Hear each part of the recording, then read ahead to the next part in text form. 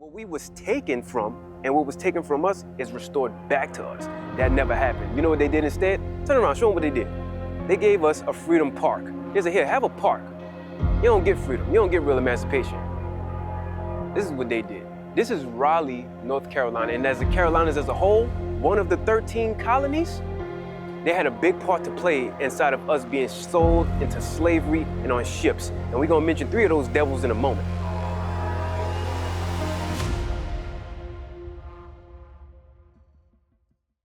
A lot of y'all might know about Andrew Jackson, what he did with the Indians and how he had put them and sent them all to the Bible Belt, the Trail of Tears. You might know about that.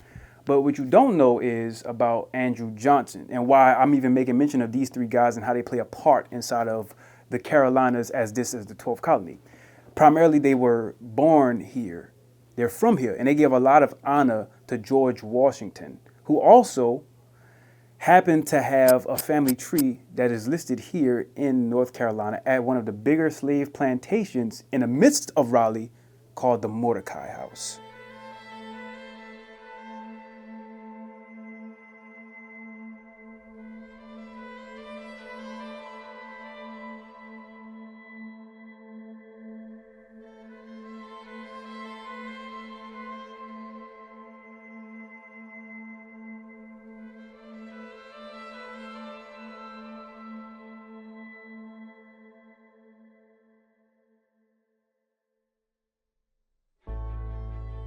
We're about to go into the Mordecai House, but they're unsure of a lot of things that we're asking. Pressing them on some things. I don't know what this really was, if it was an officer happened. Let's go ahead and see.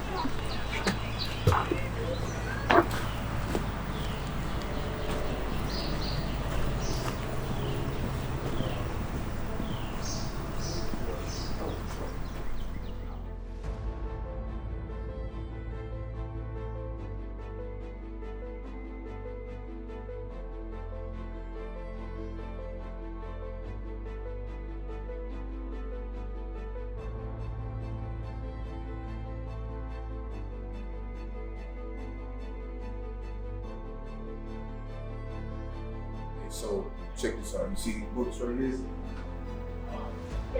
These were the books that was for white eyes only. And you see, they still have it. Please don't touch. You know, you can only imagine what's inside these books. Okay?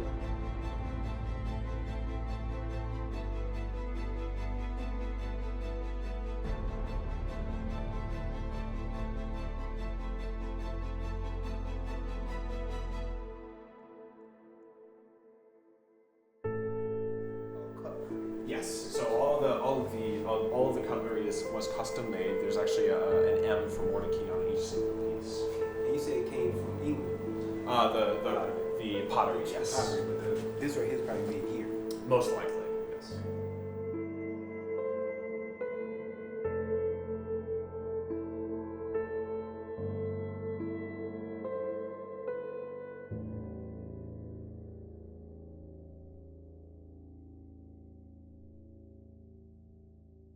So we're here at the Mordecai's Plantation, and while doing the tour here, we come to find out that the Mordecai's was one of the most violent families here in Wake County, right? A lot of evil, a lot of violence happened here on this plantation.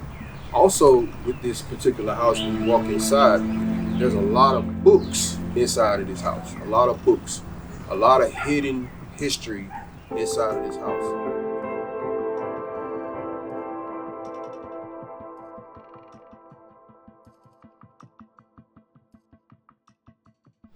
So we're standing here on the grounds of the Mordecai Plantation. Behind me will be the dining hall. You may ask, what's significant about this? Well, if you look above, there's a bell with a string attached. That bell was used to signal to the slaves in the kitchen to bring the food in. Now you may seem to say to yourself, well, that doesn't seem so bad. The tray alone that the food was carried on weighed anywhere between 30 to 40 pounds. The Mordecais were a greedy family that loved to eat and show off their wealth. So imagine yourself carrying a 30-pound tray with another 30 to 40 pounds of food in a kitchen with no ventilation and an oven on each side. The Mordecais were known as a violent family. They enslaved hundreds of people. And guess what? We served them, we cooked for them. They did not make life easy.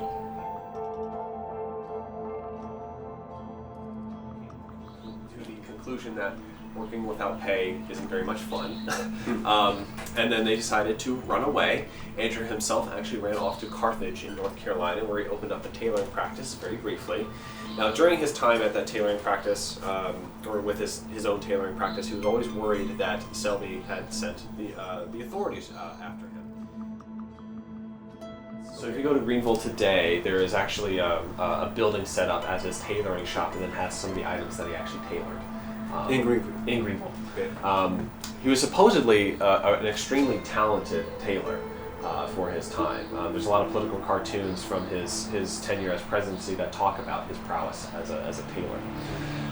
But while he was working as a tailor in Greenville, he met a woman named Eliza McCardle, who he would eventually marry.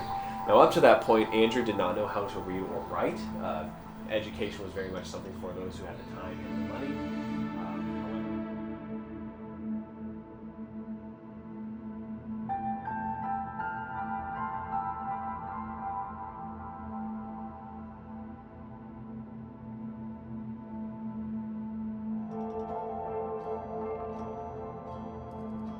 There's quite a few things that's being hidden about the Mordecais.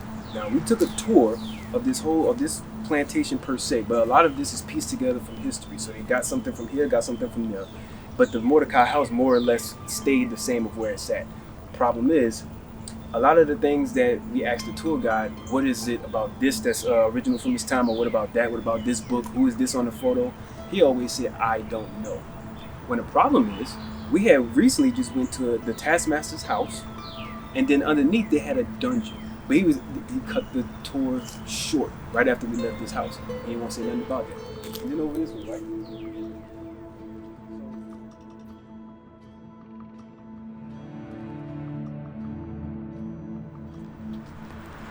John had made mention about how the big tray of food was at least 30 to 40 pounds full of food. All of that food had to be cooked inside of that hot kitchen, and then they used to make us, the women, the men, and whatnot, in a 5,000, he said 1,200 acres. It was a 5,000 acre plantation. Raleigh, the city, it was named after Sir Walter Raleigh, the navigator, the explorer. But Mordecai and his family, that was in cahoots with Washington Duke and Staggering Plantation and Cameron over there in Durham, North Carolina. They were in cahoots to get this thing rolling. They started this city up. And when they did that, 30,000 acres over there in Durham, 5,000 acres down here in Raleigh, all of that got started, and they did it off the backs of slaves.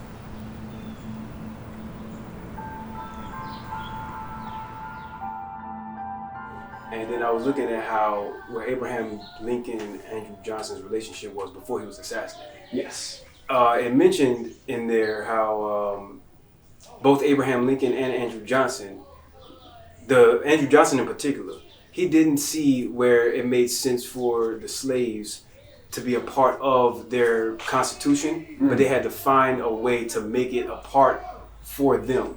Right. Do you know anything about that? Not terribly. That's a good question. I might have to get back to you on that. All right, sounds good. There's There's something that I had, so I was just... That's fair, yeah. What was I about to say? Oh, yes. So, Jewish guy owned us, right? And for whatever reason, that's not really spoken about when you look at the historic documents. It's not spoken about. But I find it interesting that it's a part of a tour when you go on a tour. Now, when we went to the Mordecai Historic Park, we went inside of the house. Now, a lot of it was makeshift. The house itself was still there, was true to its time, but there's quite a few things that was on the park or in the park. It wasn't as big as it was back then, of course, but there's quite a few things that they had manufactured themselves, minus a few things. The tour guide didn't want to be upfront with this. Every time we asked him a question, he'll either say that he doesn't know, or he would say, I'm not sure, as you can see. That's a good question. So outside of that, I might have to get back to you on that. when we was going around the house, we was looking at some of the things and some of the artifacts that was inside there, some of the books that were inside of the house. They had things about, or books about how to speak Hebrew. They had books in there about the Cubans, the story of Cuba, going into our brothers, the tribe of Manasseh, right? They had a lot of things that was in there about the history and the colonization that had happened coming over to this side of the world to be able to conquer all 12 tribes. And now unknown history towards that you may not know, but they had a lot of so-called Puerto Ricans that were shipped from this colony down toward Puerto Rico. All right, so check out this document right here. Now, Moses Mordecai, he was the one that's known as the term Mordecai Historic Park or the Mordecai Plantation that's in Raleigh. It was named after him, Moses Mordecai, who passed it down to his son Jacob Mordecai, right? But here's an interesting fun fact about this guy. Look at this. Moses Mordecai came from Bonn, Germany, and was one of the first Jewish families that came to this colony when America was starting to span out into its 13 colonies. They came to the 12th one, in particular in Raleigh. But notice this part right here.